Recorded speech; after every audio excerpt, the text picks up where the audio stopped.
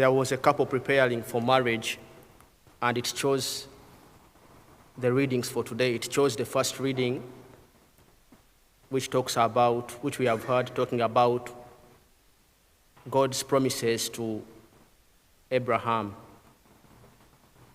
And the reason as to why they chose this first reading, they said, God has always been faithful by keeping the promises he made to Abraham. So they thought by choosing this, they would try their best with the help of God to keep the promises, the vows which they were making on their marriage day. And they chose this gospel for one purpose, because it begins by saying that Peter, John, and James went to pray. So when I asked them, why are you choosing this gospel, they said they believe that with prayer, their marriage will be smooth. And I'm sure their marriage seems to be going all right by the way I see it so far. And today we have our first reconciliation candidates who are learning about prayer. And I asked one of them recently that, how are you finding the program? And she told me that the program is sometimes boring. Then I told her that, I encouraged her that even prayer sometimes may not go the way we like it. Sometimes, and it's common, prayer, sometimes you may find it dry. You may find that it's not working the way you like it to work. And that's why at moments, the time for prayer can be substituted with other things. So I told her that that's the time you should pray more. So I encouraged her that keep on with the program.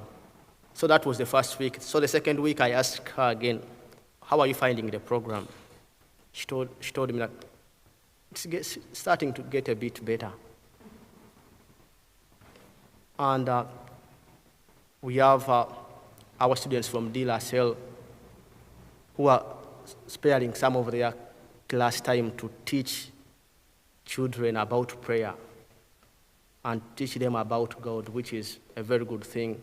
I met with them recently, and I asked them, what time do you spare for teaching in the public schools? They told me that they spare some of their class time and sacrifice it to go and teach other children about God, about prayer, about love, about Jesus, which is, I think, something you get graces from that.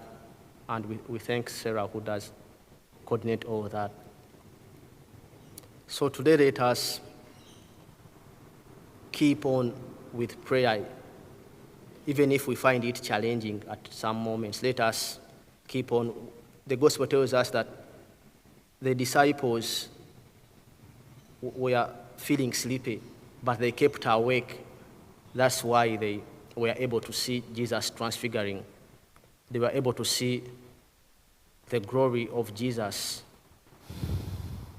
So let us ask for God's graces to keep on striving, even though we find prayer challenging, or to spare more time during this time of Lent to keep on praying and praying for all those who are facing it a bit hard, like those in Ukraine and those affected by the floods.